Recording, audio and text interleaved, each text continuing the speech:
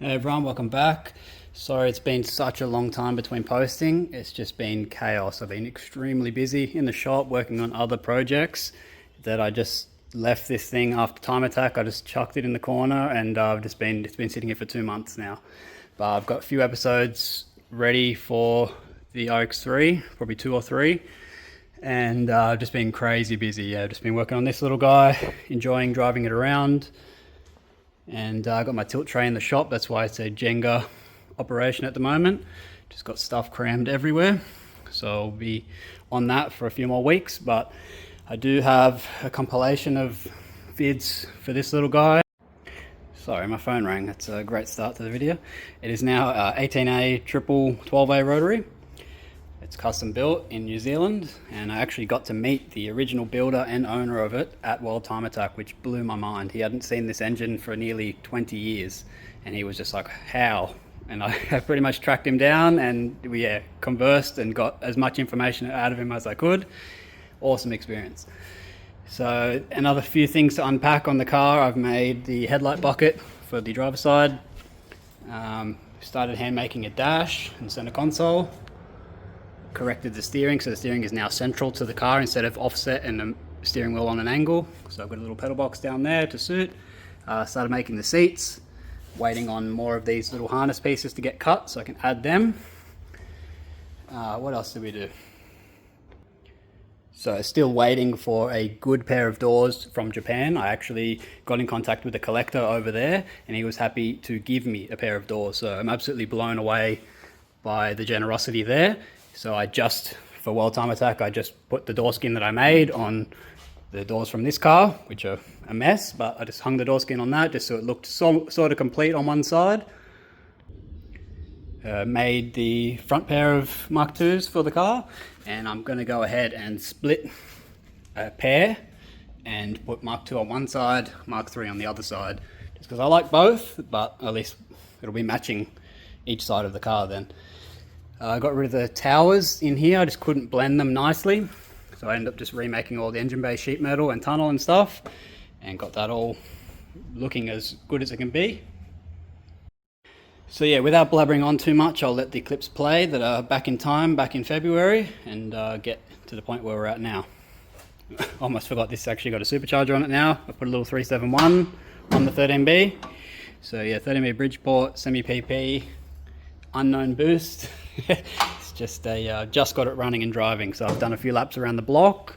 Just got to wait for a EGT gauge before we go any further. And as for Paul's car, I've done a good chunk of that. Remade like the Beaver, got all the rear inside pieces and a boot floor and stuff back in it, but you'll see those in the episodes I post about that. So let's get into it. So I made a little press tool just to put the divots in. So it's just scrap. And just got like a little locating piece. You don't have to try and line both pieces up. You start pressing it down, it automatically lines itself up. So I'm going to press the little dimples in the pillar piece now. So change of plans, I actually had to put it into these 16 by 16 die set and use it in the Pool Max because I needed all the clearance to be as slim as possible, because I was running into all these areas with that other die. I didn't really think about that. So I just gave it a test run. Nice and crisp. Now let's do it to that piece. So I've just been locking the lever down so it just bumps some pressure onto it, and then I manually wind it up until I think it's correct, but I'm just going by hand pressure. This one seems pretty crispy. Hopefully this one's the same.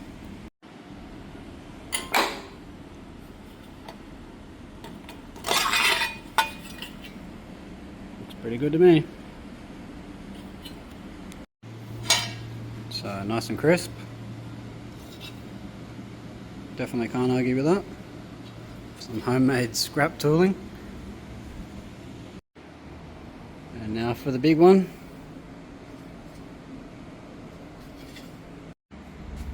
So all stamped.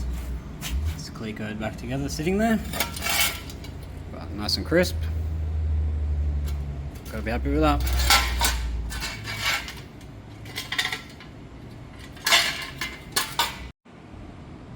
Sweet. Pretty happy with that. Bang on. So this is the old pattern of the bonnet, and this is going to be the new pattern. So straight up towards the catch, and then just continue around the corners instead of actually having the center triangle. Hopefully it works. I'm pretty sure it was 75 for the perimeter. So I trimmed it out and just check it on the car. So design has been changed now. Run it to this style. Now my only problem is because I reduced this area, I actually have to customize this. I can't run it like that any longer. So I'm just going to run it old style, how it's just like a nut behind here, run the post, and then I'll just make this a separate little bracket on here that bolts on, so I won't have to run this big thing. It'll just be one piece that screws in, and then just that little tab there, which will go somewhere around there. So a lot of tweaking and stuff still to do to address all corners and things like that.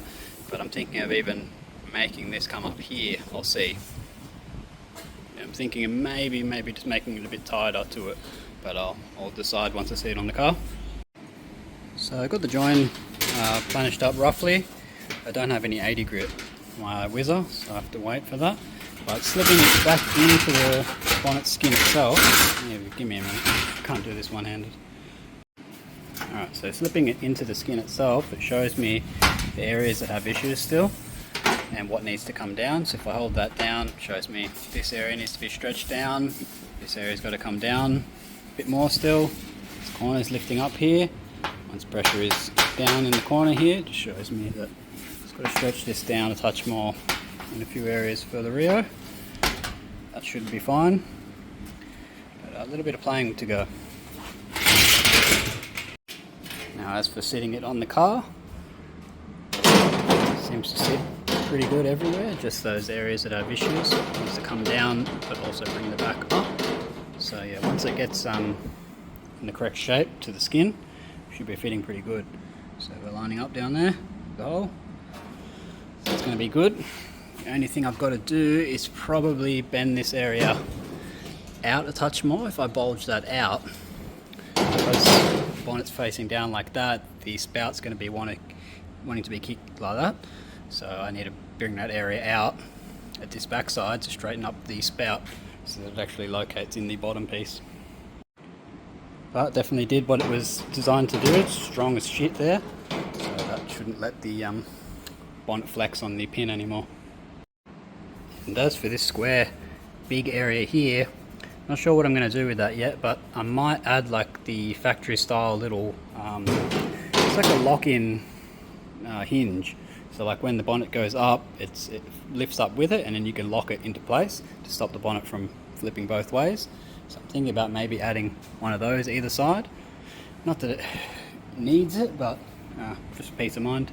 So I know on a windy day, if you park somewhere and you have the bonnet open, it's not going to bloody end up in your sunroof. Bolted back on the hinges just to make sure it still works. Definitely still works.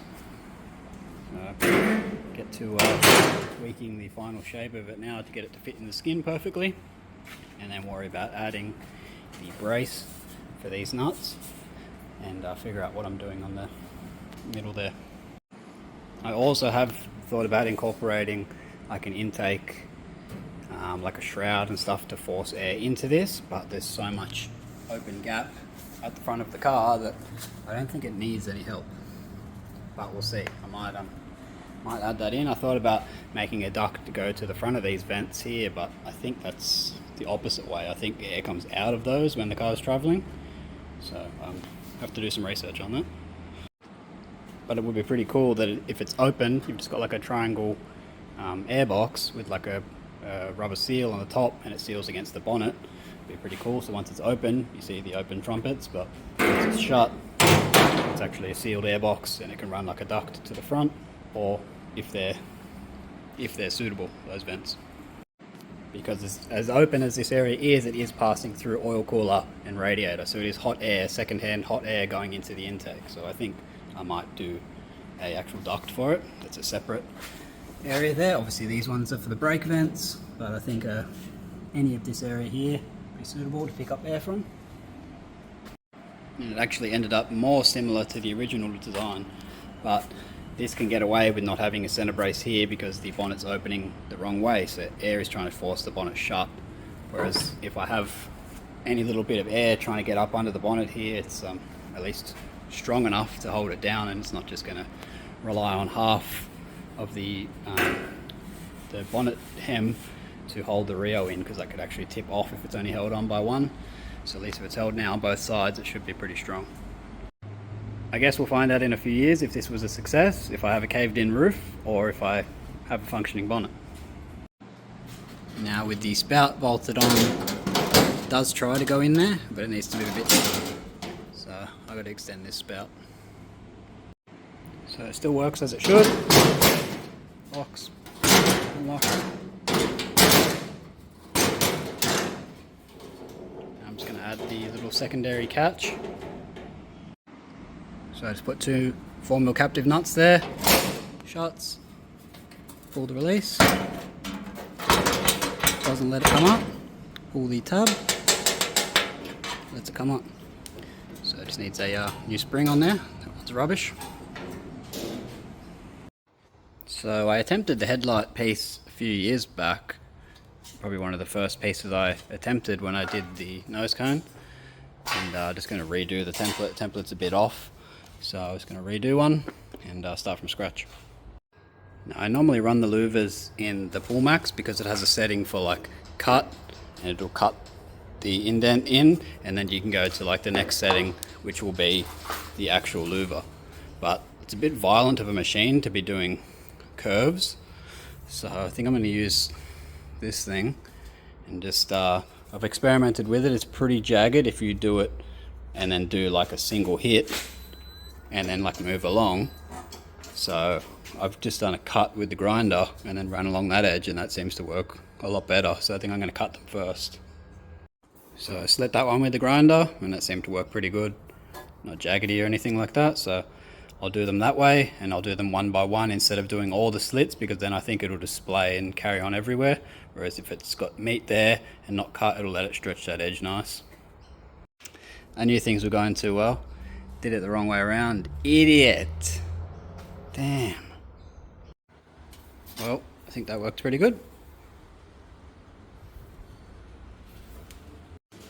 So I've added the shape it needs to be at the bottom of the headlight, a bit of a weird shape, and then planished the things down with this hammer and chisel, and then also hit the top of the headlight pieces here with this face hammer just to get it all uniform.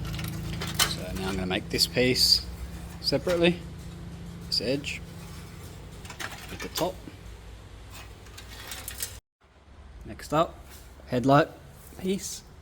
So I've just got a bit of alley block that I push against, otherwise it starts grabbing all your magnets. You can mark the other side for the hole. So I did make a headlight timber buck, but I've not really done any timber work for forming metal, so I'll just stick to my traditional tip the edge, and then I might put it over that because it's going to take a lot of shrink on this edge.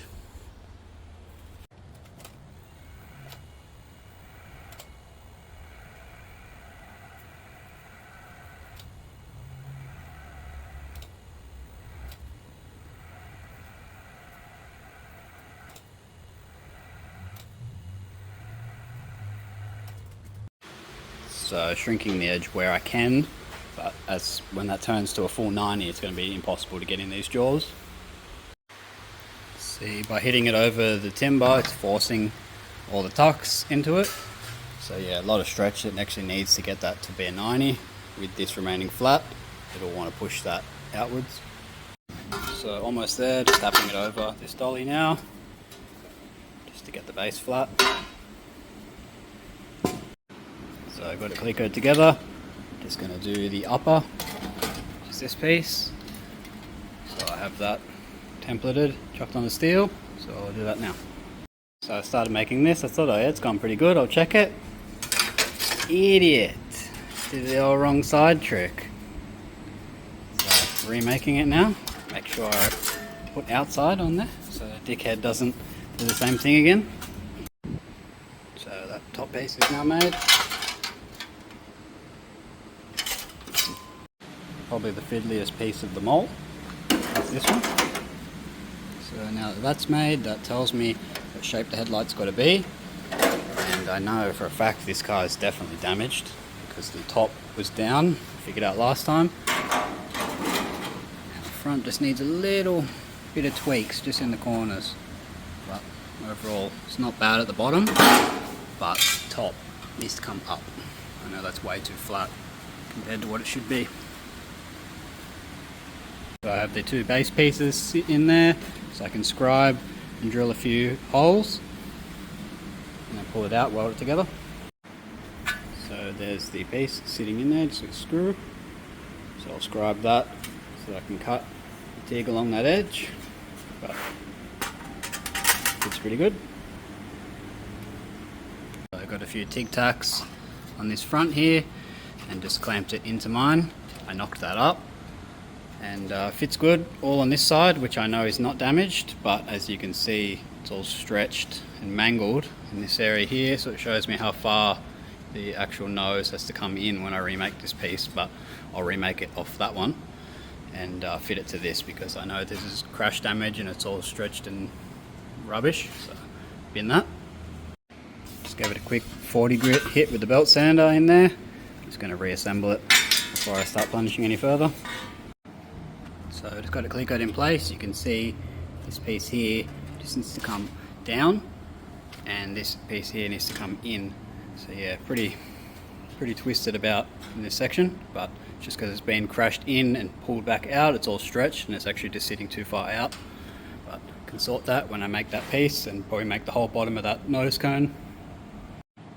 But I'm glad that's over, because that was a nightmare of a shape to make. I only have to do one, thankfully. Now I've just got one more thing to make for it, which is the very top. Probably hard to see up in there. The very top is just like a little support piece that sits under here. So I'll make that as well and throw it on there. So there's that piece there, templated. Ready to trim it out, then tip it with the bead roller. So there's that piece made. And that goes up here.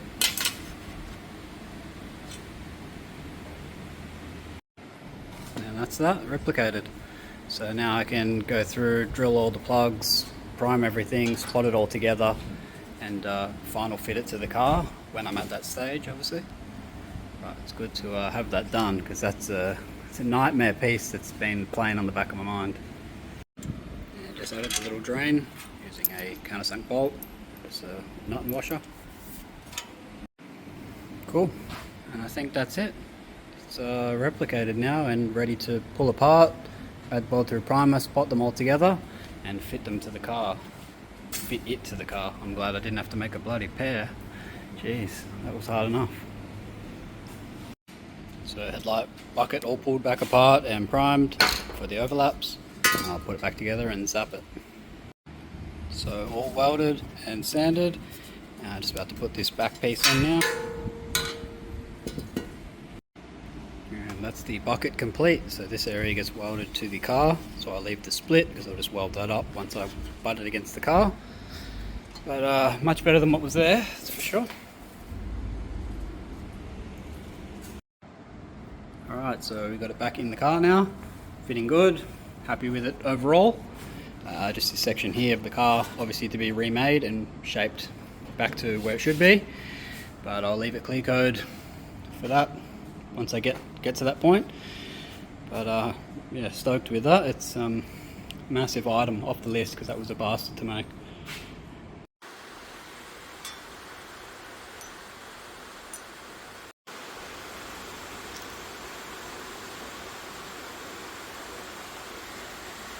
So these are the pieces for the sunroof drain area on the pillars on the inside of the car. Upper screen piece is primed, ready to go in. Alright, doing the car shuffle while it's raining, so I can only get one nose of a car wet, my coupe. So I'm just doing the little Jenga shuffle. So I get this thing on the hoist and start doing the rear rails. So before I can make the rails and put them in this car, I've actually got to add some structural integrity back to it. So I'm going to remake this piece, which holds the tail light, but it also ties the top of the boot in to the floor. So I'll remake that to match this side, and then I'm going to make a 3mm rear beaver, the way the rails can attach to that. The rails will probably end up around here, pretty much similar to where the factory rails were. And then I'm going to put a spare wheel well in here, drop down, and yeah, the rails will end up coming along somewhere around here, and then I'll have other rails joining up to the front, which will tie the gearbox into that, because these MX-5s run that power plant junk that runs to the rear cradle and stuff. I don't want that. I want to tie it all in separately to itself. So there's that taillight piece. I drilled all these spot welds in the same spot, and the taillight bucket holes obviously. Just fired up the 1985 CAD program. Got this rear beaver all designed. So it'll show me my returns for this. Then I can make the rest of the rear apron there. Put a 10mm flange for the exhaust on there, and a 20mm return back that way for the boot floor to sit on, and for these braces for the tail lights. Now, sorry for the terrible lighting under here, but that's where my rails will go. So I've just got this piece just sitting back in there. I know my rails are going to have to step out enough for a spare wheel well. So I've got 600 between my rails. The wheels diameter are 550, so plenty of room for a spare. So I'll get a RX3 spare wheel well, and I'll put it in there, because you can buy those brand new still. So now I just got to work out what patterns and stuff I want to add in here. So there's the taillight piece that I made. Just clear coat up top, and this piece is just sitting against it. So yeah, just pretty much got to decide what patterns to put in there, so I'm a bit undecided. So that'll be RX3 spare wheel well in there. So you're not really going to see much of the rear beaver either once the rail goes in. There'll be a muffler and stuff as well, so I might just draw around that shape and once the rails and stuff are in, but yeah, I might leave that until I make the sides. So I have the outside lower quarter off so that I can remake all the inner structure, because it's pretty far gone. So I got this side templated and made. Now it joins up to the corner here. So I'll remake that side now, and then I can get to making the inner wheel arches, which will be both the same on this side, and I'll go right up to the tub there where it's rotted off, and it's our boot floor above this. Now the lighting at this end of the shop is terrible, so I'll probably skip past a lot of all this boring underbody stuff, but got the two side inner quarters made, just starting on the inner wheel well now. So to make that, I'm going to try and get it out of one piece, but as you can see, once you tip that edge on a curve, I've got to shrink this a lot, and then I've got to tip that again this way to get this shape. So normally I do it in two pieces, but I'm just going to try it in one and see what it does. But yeah, if it doesn't work, then I'll just make that lip separately and I'll join it along through here. So same process as always, just tipping wheel until you can no longer get it in there any further.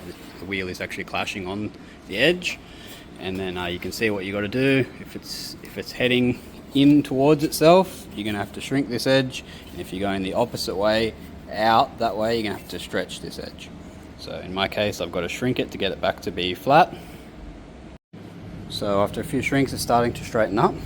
But the reason I do these in two pieces is depending on the thickness or the distance between here. In this car's case, it's only 20mm. By the time I tip an edge there, I can't actually fit it in the machine's jaws to shrink that flange once it's tipped. So I think I will have to do it in two pieces no matter what, and just do a join down through here. Easier to show you. So if I've got that there and I tip the next flange, I can't get that into the machine. So it'll be clashing before I can even get it in. No matter which way you spin it, it's going to hit everything. So two piece it is. And as we can see, once we get it flat, we can then continue to shrink and get it to match the curve if it wants to focus. There we go. So there's one side roughed out. I'm going to slip that in there. So go in there, join those two up.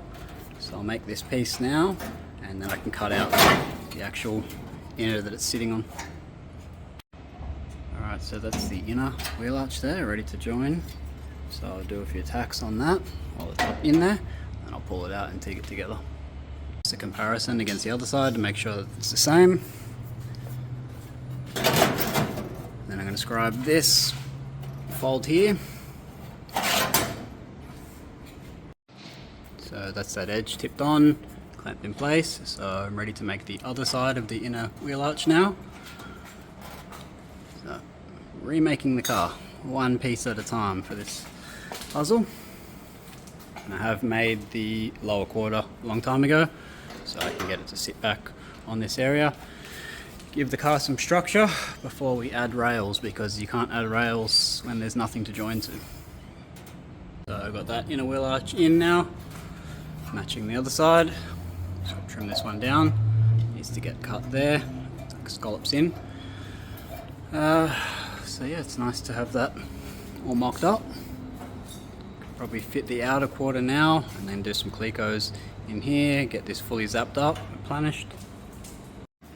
Now the rear piece is a tricky one to actually template, so I've just gave it a little bit of shape up the top, just pinned it with some clecos, and then I've used clamps to scribe a line, which is this fold here. And I've just put tape on it, and I keep adjusting it till I know that it's good, because it's actually a really tricky thing to mark.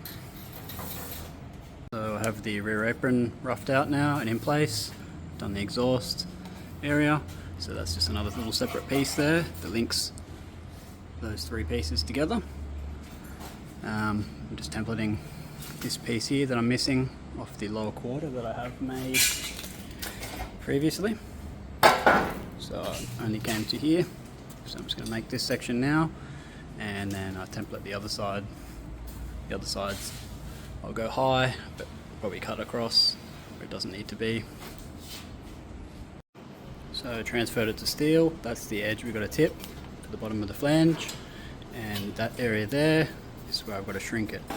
So everywhere else is stretch, and that's got to be shrunk to pull that edge in. I've been using the thumbnails to shrink that area down, and then manually use this T-dolly, and then a combination of these two dollies just to get this area down and smooth this area up. So it's nearly there, just needs a touch more shrink just on this edge, and yeah, to smooth out all the wrinkles, and then I can tip that edge on.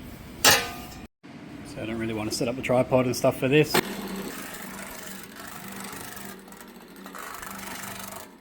Thumbnail to shrink that edge down, and then smooth this all out. I have the lower quarter sat back on, just clamped to the inner, and got this lower corner made, so ready to join the two together. And I can finalize all this just by hand with hammer and dolly so far, and then I've got to tip that edge right on through there. So I must have went a little bit off track when I made the quarter, but it's got to come along through there, so I'll get rid of that. And the reason I went off track is that was a guess. So I didn't really have any internal structure or anything like that when I made this piece months and months ago. So yeah, it's just a little error there to fix up. Alright, so tack together, and just going to do that tip there I've scribed on.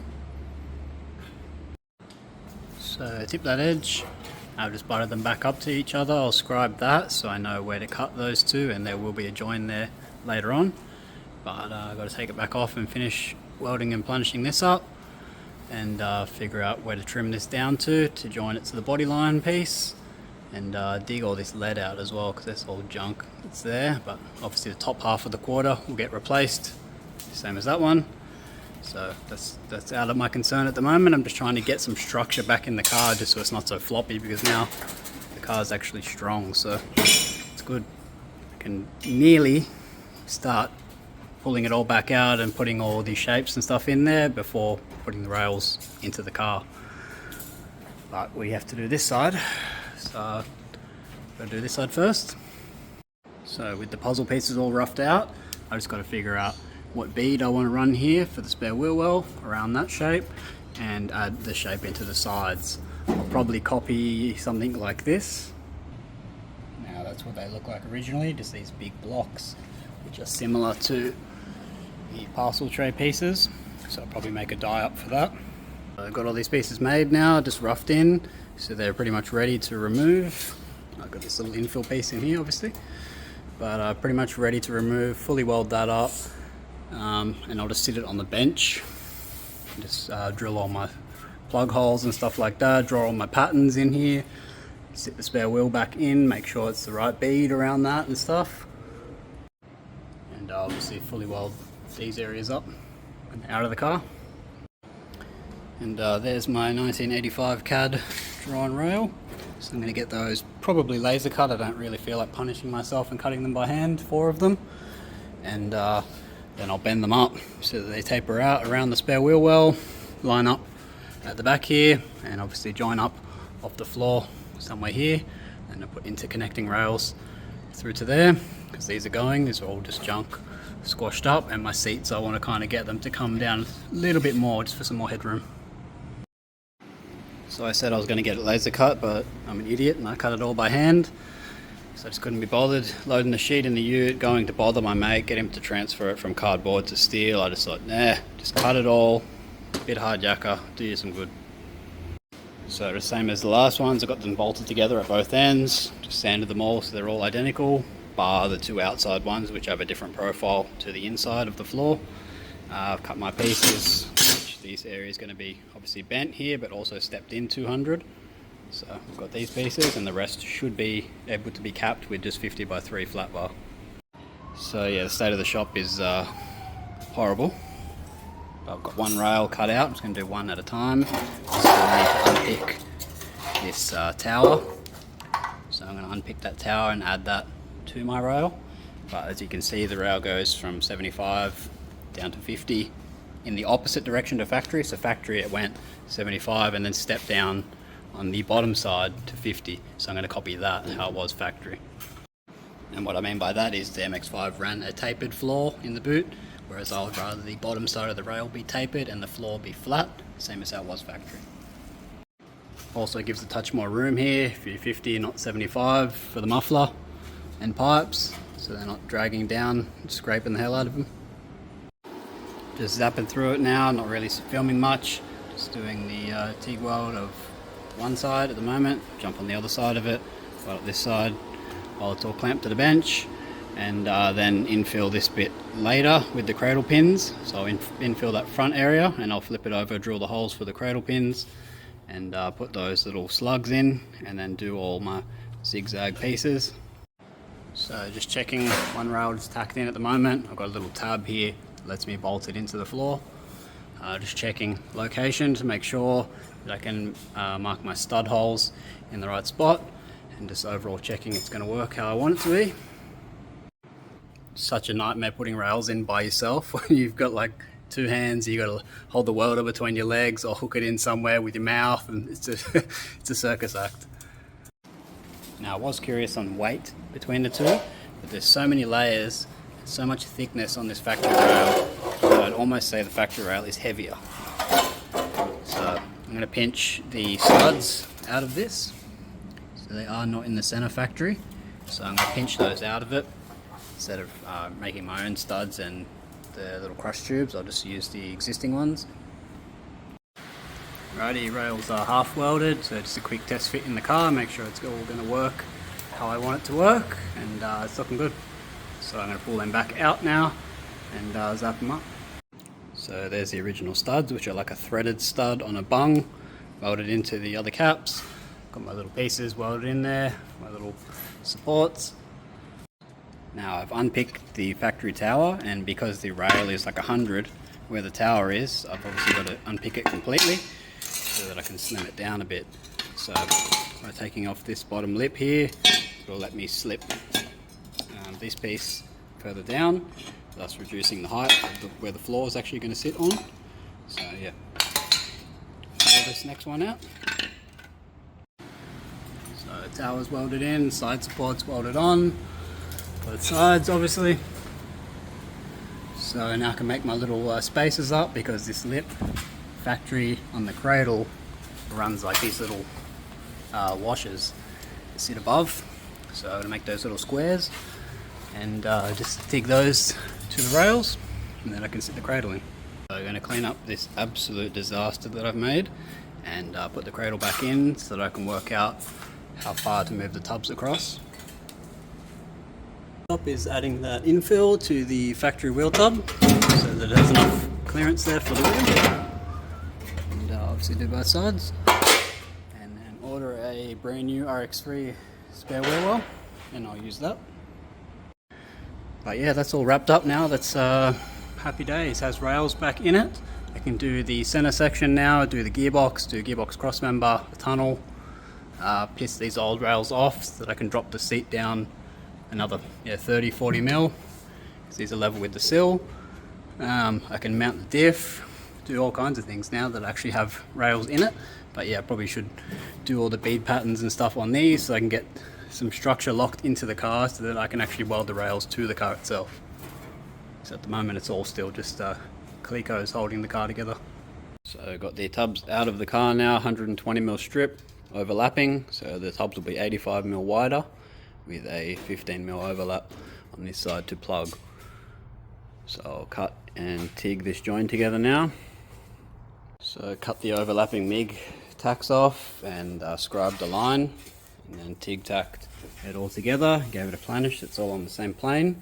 And now I'll buzz this end to end and then planish it to suit.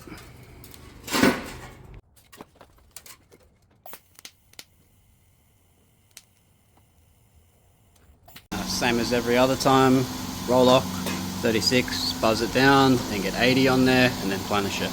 After it's been zapped up, put it on this T-dolly just to bump all these areas back into shape, just with a normal hammer.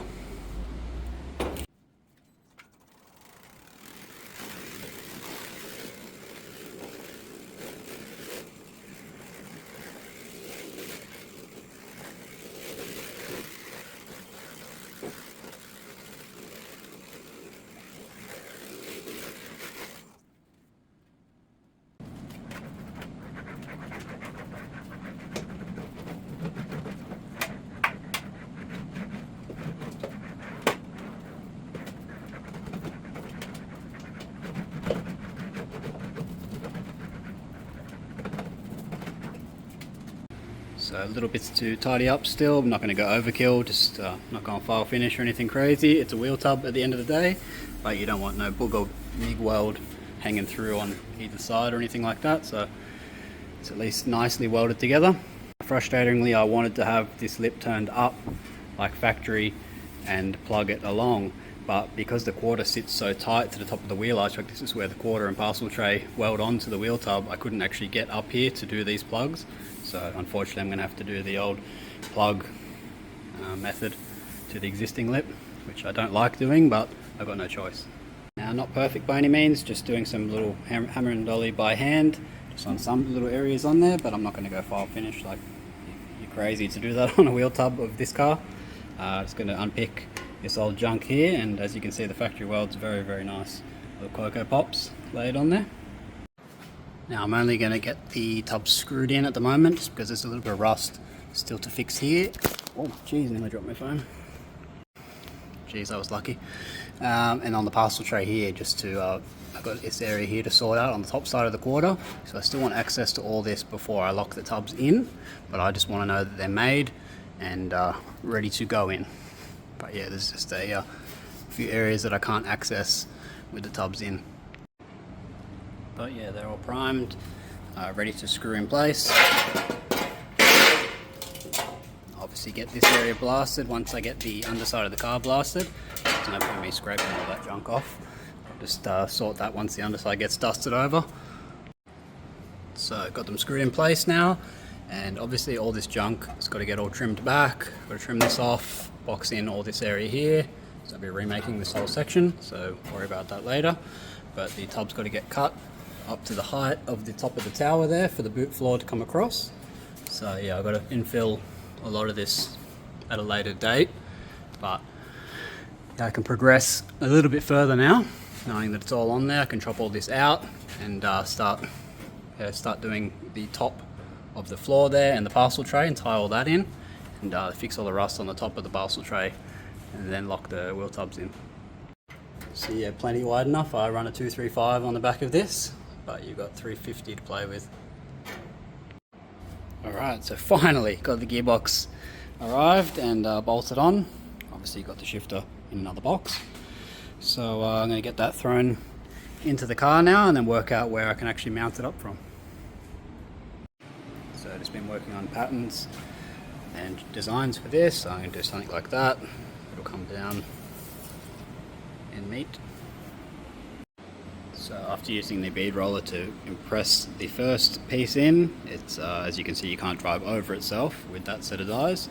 Now the alternative to this would be using a piece of timber and then using the pull max and pressing that in, but it's curved as well, so it just becomes a bit of a nightmare. So I thought I'd do it by hand, and then I put the beading tool in this machine and ran it in a bit deeper, and then I've ran it against a flat bottom die just to drive that back down. So I'll show you the other piece now. But then it's just a combination of hand tools. After that is just using this chisel, this, and this. Pretty much bring it down, flipping it over, and then using this backside to dolly all that area up. So a bit of a pain in the ass, but that's the way I'm doing it. So it takes a lot of time to manually hit all the corners and stuff in. So I'm probably about 30% of the way through this rear panel, starting to fit okay everywhere. Just a lot more manual whacking. So here's the first attempt at making the seats. I've got a paper template roughed out. I'm going to do it in 3 piece, 2 sides and a center. So here's my aluminium at the moment, 2.5mm, and I got a full sheet. So maybe allows for maybe 1 or 2 stuff ups, but not much. Alrighty, so all my pieces are cut, 4 sides, 2 backs, all hand cut with a grinder like an idiot. But just going to test a piece now and start shaping it. So I broke the edge with the bead roller, and I think I'm going to move to the T-dolly and hit it with the mallet just to break that edge to roll it right over. It's pretty much got to be a U shape once it gets to here. So it's pretty much my test run. Not sure how I'm going to go about it. There's a lot of ways you can do this. I don't really want to put a die set through it because I think it'll just mar the hell out of it. So we'll see. So there's my 2 sides roughed out. I'm going to attempt to make the middle now. So I got the first one pretty much like roughed out now. I've got the headpiece welded in and it's got a few tacks along down the sides. I'm pretty much going to start the other one now just so I can get them to the same point, just so that I don't go too far and lose all my measurements and stuff, because it's very easy to make them not match. Alrighty, starting on the second seat. So I got the base folded out with the press brake. Now I'm just drawing on my cutout, what I actually need, and then I can start putting the 45 on each of the edges there.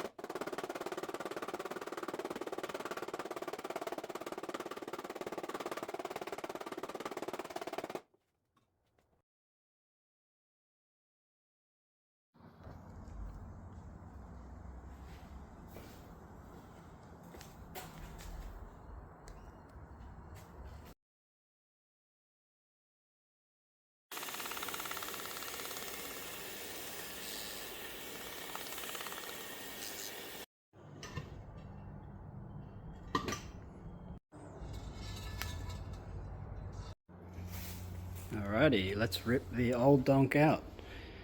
Get the new one in and see what needs to be changed.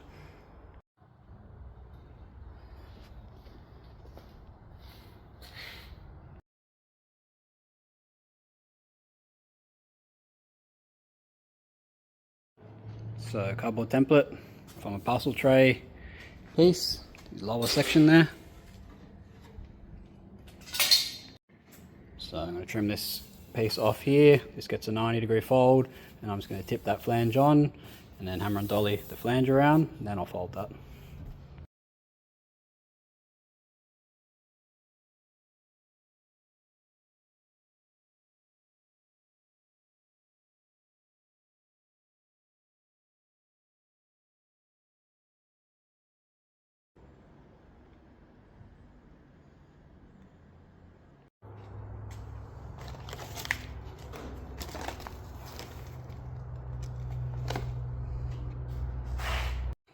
So I haven't really been filming much, but this is the start of the dash. So this is the remnants of what I have left over of the dash. So I'm just mocking it all up, and I'm going to remake this dash out of aluminium. I do have a glove box and the Cosmo lettering piece that goes on there. So I do have a few little pieces that will help me, but yeah, not much. Pretty much making it all from scratch.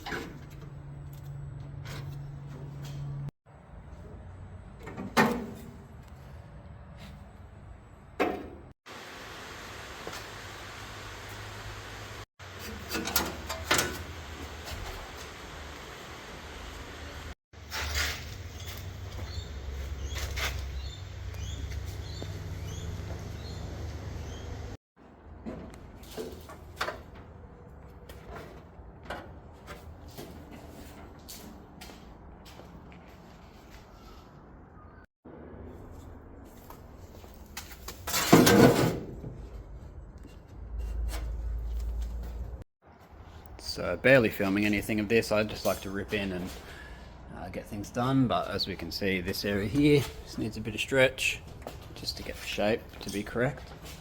Viewing from the back. Glove box area stuff is all mocked up. Got the recess in for the badge. Just got to cap the ends here, make the glove box lid itself, and then continue all this console area.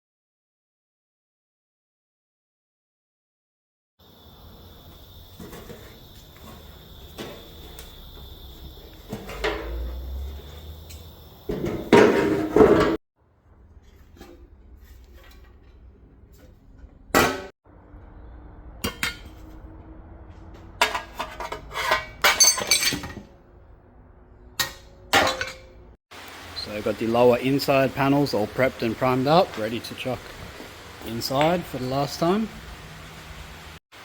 Terrible lighting where I currently am, but remaking this section here and the upper tail light bracket.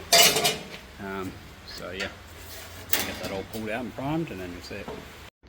So there's that boot floor corner that was pulled out. This is the remade section. Goes like that. And there's the tail light upper. Just going to go from here to here. Same as this side.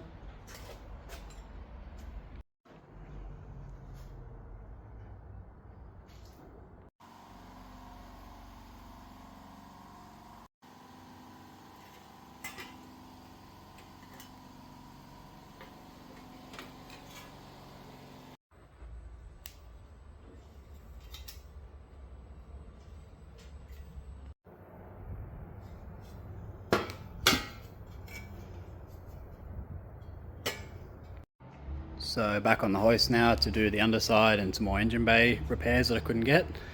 And I've had a change of plan. I'm going to get rid of the towers now. I just don't like how the bay is blending into them. They just look ugly. So I'm just going to get rid of them and just run just a normal coilover tab sideways off the rail, and then just have the bay looking more like how it does factory, where the doesn't actually have towers at all.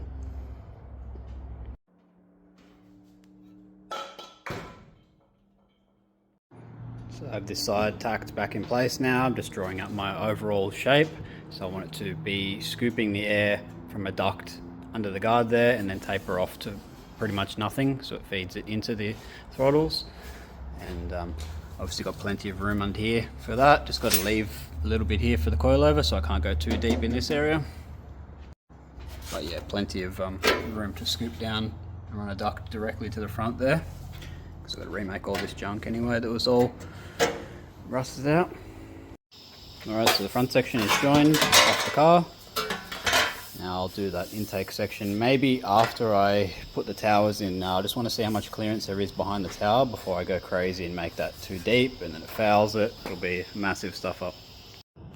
Alright, so back in the car, front section is clamped to these rear sections. So now I've got to cut these two pieces, cut this in and TIG it along.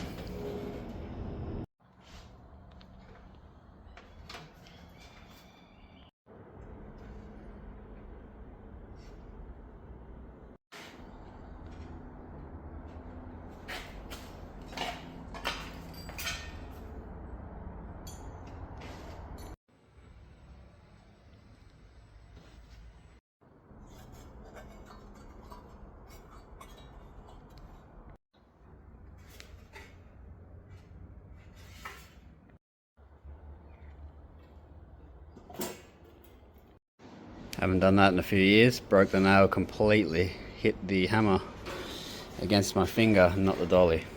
Idiot. Fixed is fixed. We ain't got time.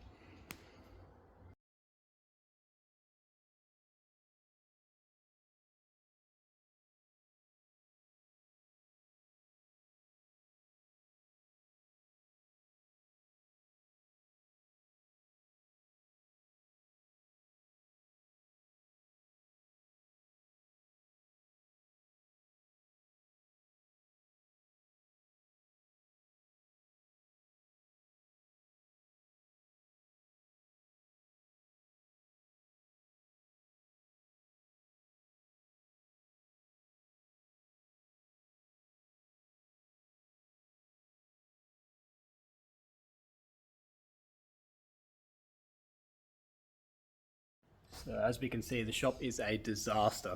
So until I get my truck out of here, I got a few things just to tidy up on that. I've done an M57 and ZF6 swap to the tilt tray, and just doing a little update, front lights and stuff like that on it, paint the cab. That's going to replace my Hilux as my main vehicle. So after I move the truck out of here, I can put Paul's back in the main area and continue on it. Can put Barden's car back here and get back onto my Cosmo who knows when. I've just got to catch up on a lot of work at the moment. I've spent 2 months straight working on this thing, so yeah, I've got a lot to catch up on now. Playtime's over. And I forgot to say, Richard's car is all finished now. He's been driving it everywhere, enjoying it the hell out of it, and it has turned out 10 out of 10, that car. I've been meaning to go up to his place to do an update video on it, but he's 2 hours from me, so I've just been so busy with cars that I haven't had a chance to go up there and update it. But we did go see the car at Noosa Concourse, where it was presented at as its first outing, and man, the car looks $1,000,000. It's a I'll chuck up a few videos and photos that I have of it, but it's something you have to see in person to really appreciate. There we go.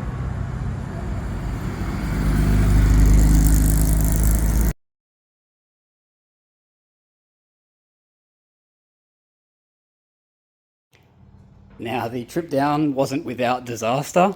I only had the front suspension just tacked in, just a box section just to hold the control arm where I wanted it. And the beautiful Sydney roads decided that they were going to fatigue all those, and the car just collapsed on the trailer and the suspension bolts vibrated out of the back. So the car was just completely beached on the trailer, and we didn't notice until like the next morning. So we stopped at Coffs Harbour, taking photos at the Big Banana, and I didn't realize that the rim was just like munching the hell out of the guard, and the sill was on the trailer deck, which we only discovered the next morning. And so I put the SOS out on Facebook on a Datsun page, and Hype Customs and Classics came through, and he was just at his workshop the next morning. So we ducked in there, used the welder, and welded some janky metal into the control arm in there, and it's that held for the rest of the trip. So thanks again, man, lifesaver. Terrible lighting here, but everything is just in a mock-up stage. I just did what I could in the time I had. Airbox will stay, but I'm going to redo the intake runners. I'm going to get a friend to make those nice and smooth out of one piece, and put the injectors at the top here instead of here because they hit the bonnet. Now the engine is actually collapsed at the moment, that's why it's hitting there. The engine mount snapped off the block, just broke the tacks on the drive home, so something that I didn't really care about. Just put the car in the corner and thought, deal with it at a later stage. So if you've made it this far, thanks again for watching. I'm going to try and sort out what settings need to be on this phone so that it records videos without having to convert them and stuff around, because there's hours there just chucking all the videos in the converter before I can even edit them and put them into a one clip. So yeah, I'll have to play around with a few settings on this phone and see what the best strategy is there, because usually I could just record clips in portrait that I'd chuck on reels and stuff like that, and it would let me flip them to landscape and I could reuse them. But now anytime I want to use anything I've recorded in portrait, the frame rate just goes a bit whack, which you'll see in all the during the work clips. So not ideal, but whatever, battle on. So yeah, I'll be editing and posting up the videos for Paul's RX3 in the next coming weeks once I get a chance. Just been extremely busy, as I've said. So thanks again for watching, guys, and I'll see you later.